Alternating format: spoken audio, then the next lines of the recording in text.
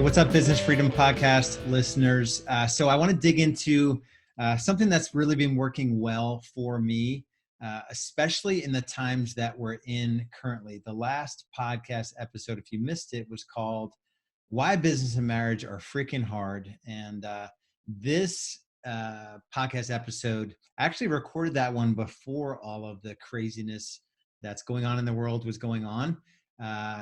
And this episode I'm recording after all of this craziness is going on. As of this recording, I'm recording on April Fools. And the topic I want to go through today is it was advice given to me, not by a marriage counselor, but it's used in marriage counseling. And I don't know if it was in my men's group or where it was given to me, but it's an acronym that it's used in marriage counseling. And the acronym is LEAP. And so this is communicating with your spouse. A lot of times where things get off track, especially with men, and I think probably with most business owners, male or female, is that we tend to give perspective, which is the P in LEAP, before we listen, empathize, and affirm. And so I want to take you back to, and I'm feeling this right now, especially in times where like we feel this need. We're business builders. We're ready to go out and hunt something and just kill something as a reaction to uncertainty. And you know, we can take the world on our shoulders. And with that sort of energy in business, even in our teams and in our families and with our spouses, we tend to bring that.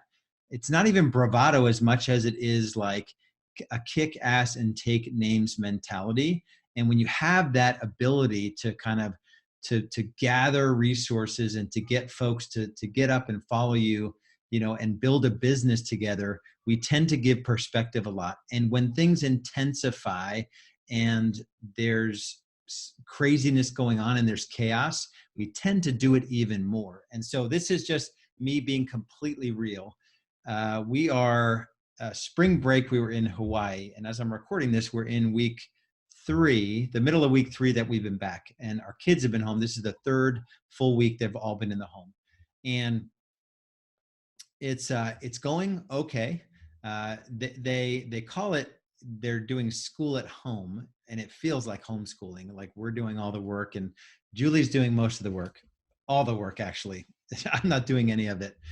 There are times where I sort of come in and I step in and I coach, or I get them through a difficult situation, or I help with technology. What I find now during these times where, you know, we've got a couple businesses that are, you know, going through what y'all are going through. And in that, I feel myself with this like sense of I'm the commander in chief, and I'm going to give direction. And on the one hand, it's serving the businesses really well. On the other hand, we tend to shut down the listening, empathizing, and affirming. And I feel myself doing that. I'm bringing that energy into my family, not so much in the businesses. My family's kind of getting it. I'm just saying the way things are supposed to happen. I've got a 4th grader and a 6th grader and a wife. And the 4th and 6th grader are even old enough where, you know, you don't really want to just bark at them and tell them what to do. You need to listen, you know, to those around you. And I'm saying you, like me. And so the equation is that, and this is the sort of lesson, and then I want to talk about how it was in the early days of my business. The equation is that you only get to give perspective once you've listened, you've empathized, you've affirmed, and then you can give perspective. So you need to LEA before you P. You cannot P all over everyone all the time. As hard charging business builders, we tend to do that. We tend to go to perspective all the time. Like, this is what I would do, or do it this way. And the bad part of that in business is that you're never going to build a sustainable business. The business is always going to turn to you to tell it what to do. That goes if you have a single administrator, or if you have 1 or 2 buyer agents, or if you're running a 20, 30 person team or business. If you're always giving perspective, you're never going to have a sustainable business. You're never going to run that like a true business asset. And so this is just good business practice as well. So take a challenge. Actually, let me talk a little bit about, in the early days of business, I was sort of the same way. I was newly married to Julie in October 2006. We had Anders in November 2007. I got into real estate that year. The market went to crap. The Great Recession hit in 2008, 9, 10, 11, even into 2012. We went from 15,000 agents to 5,000 agents in our market. And it took me a lot of lessons around just giving perspective in the business. And this is how things had to go if we were going to be successful and we were going to grow. We did grow. We went from 58 sides in 3-4 years. We went over 300 sides, then over 400 sides in all of those crazy years. It's almost been harder to do real estate in the last 3 or 4 years than it was in those crazy times, the Great Recession, because everyone got out of real estate and there wasn't, as many people to compete with. And so, looking back at that time, I brought that energy from the business into the marriage, and I just gave a lot of perspective. And maybe this is a guy thing, maybe it's universal. If you have that energy of like, I can handle it, I know how to do this, I can control situations, just check yourself and take a challenge to really think about, are you giving perspective everywhere? Are you listening to respond, or are you listening to understand? And I am the worst at this. So I'm a recovering, peeing all over everybody person. I am constantly checking myself on listening to respond. Like I have the thing to say before you're even finished talking. And especially if with my spouse, she doesn't need me to give perspective. She doesn't need me to pounce on what she's saying.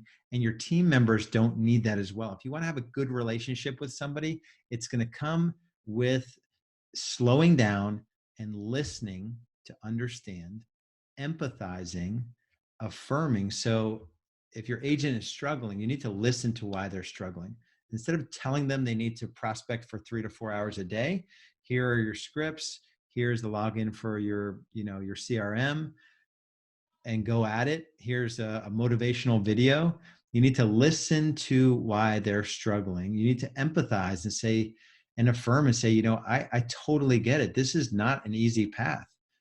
And to affirm that these are valid. Like everyone getting into real estate has these same concerns, and just sort of be with them in that moment, hear them out, and then you sort of get into this relationship with the person where you're able to offer them perspective because you've opened up a conversation versus just boom, boom, boom. You're always just giving perspective. In the home, it just doesn't work.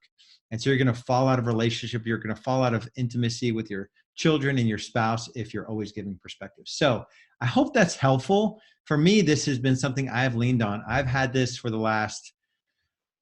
been working on this for the last 5 or 6 years, probably is when I first heard the acronym, and it's really served me really, really well. And it's helped me in all of my relationships.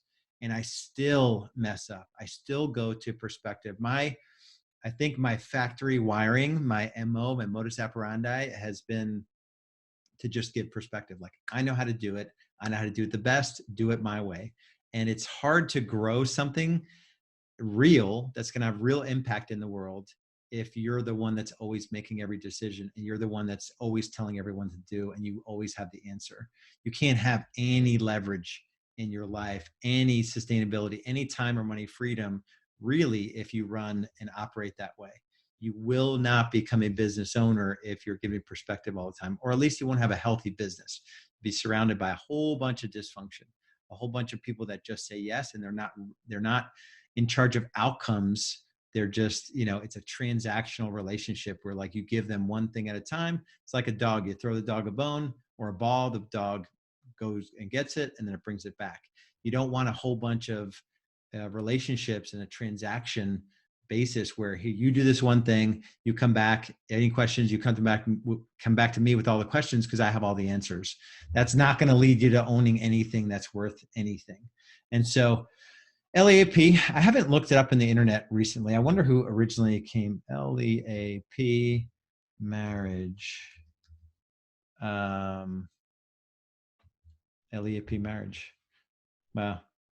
I got a bunch of leap year, leap day. So anyway, if you're at the point in your business where, you're struggling in any way, where you've reached that top producer status, or you're running a small team or a large team, we work with folks from anywhere from 3 to 500,000 in GCI all the way up to 5 million GCI plus.